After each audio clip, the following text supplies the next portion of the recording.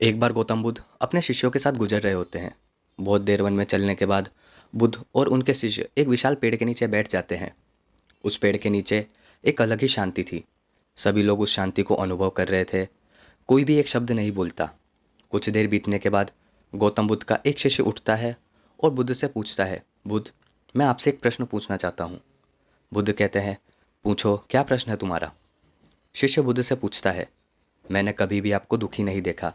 आपके चेहरे पर हर समय एक अलग ही मुस्कुराहट रहती है, हमें भीतर तक आनंद से भर देती है। आपके चेहरे पर अलग ही चमक है जो हमें दुखों से कोसों दूर रखती है। पर मैं यह जानना चाहता हूँ कि मेरे भिक्षु बनने से पहले मेरे जीवन बहुत सारा दुख था, जिसके कारण मैं भिक्षु बन गया। पर मैं अभी तक नहीं जान पाया हूँ कि दुख है क्या। क्या आप मुझे ये बता सकते हैं कि वास्तव में दुख क्या है। बुद्ध मुस्कुराते हैं और अपने भिक्षु से कहते हैं, दुख एक विचार से ज़्यादा कुछ नहीं है। सभी लोग सुनकर चौंक जाते हैं और बुद्ध से पूछते हैं, परंतु बुद्ध, विचार तो आते हैं और चले जाते हैं, पर दुख एक बार आता है और जाने का नाम नहीं लेता। बुद्ध कहते हैं, मैं तुम्हें एक छोटी सी कहानी सुनाता हूँ। एक बार नगर में एक धनी सेठ रहता था। उसके पास एक वफादार नौकर था। वह सेठ अपने नौकर पर बहुत विश्वास करता था। वह सेठ अपने नौकर को कभी भी किसी बात के लिए शक नहीं करता था, क्योंकि उसका नौकर वास्तव में बहुत ईमानदार था। एक बार उस सेठ का किसी काम से बाहर जाना पड़ा। 2 दिनों बाद वह सेठ वापस लौटा तो वह एक कीमती सामान लेकर आया। वह उस कीमती सामान को अपने कमरे में बड़ा सजा कर रख देता और अपने नौकर से कहता है, तुम्हें खास तौर पर इस चीज़ का ध्यान रखना होगा। ध्यान रहे ये टूटे नहीं, ये मेरा बहुत प्रिय है। नौकर कहता है, मालिक, मैं पूरा ध्यान रखूँगा, आप चिंता मत कीजिए। अगले ही दिन वह नौकर पूरे घर की सफाई कर रहा होता है। सफाई करते करते वह सेठ की उस कीमती चीज़ के पास पहुंचता है और उसकी भी सफाई करने लगता है। सफाई करते वक्त वह कीमती चीज़ उस नौकर के हाथ से फिसल जाती है और नीचे गिरकर टूट जाती है। सेठ को यह बात पता चलती है तो वह नौकर के पास आता है और नौकर को खूब डांटता है, धमकाता है।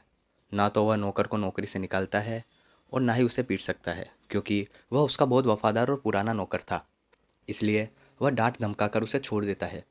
सेठ अपने उस कीमती चीज़ के बारे में सोच सोच कर बहुत दुखी होता है। रात होती है तो सेठ अपने कमरे में लेट जाता है। सेठ की नींद नहीं आ रही थी। वह बहुत बेचैन रहता था।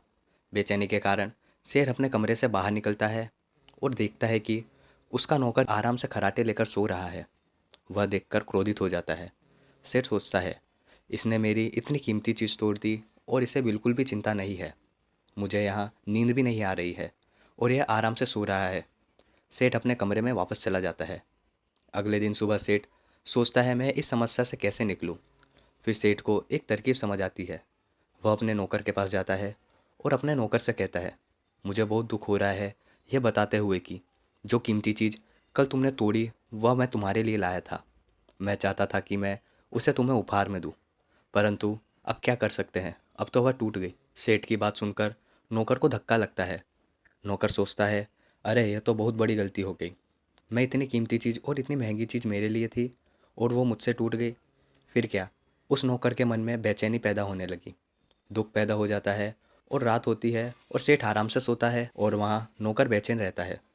उसे नींद नहीं आती। क्यों नींद नहीं आती? क्योंकि अब उस नौकर ने सेठ की उस कीमती चीज़ को अपने आप से जोड़ लिया था। इसलिए वह दुखी हो रहा था। पहले उस नौकर के मन में एक विचार नहीं था कि वह कीमती चीज़ मेरी है, पर अब उसके मन में यह विचार है कि अब वह कीमती चीज़ टूटती ना तो वह मेरी होती। बुद्ध कहते हैं, दुख केवल एक विचार है और यह विचार कैसे उत्पन्न होता है? अपने आप को किसी चीज़ से जोड़ने से। हम जिस चीज़ को अपने आप से जोड़ लेते हैं वह चीज़ हमारे दुख का कारण बनती है। लेकिन वास्तविकता तो यह है कि कोई भी चीज़ हमसे जुड़ नहीं सकती। हर चीज़ आपके पास है, आपकी है, पर कुछ समय के लिए। कुछ समय के बाद वह आपसे दूर हो जाएगी। उस दूर होने की घटना को स्वीकार करें और आगे बढ़ें।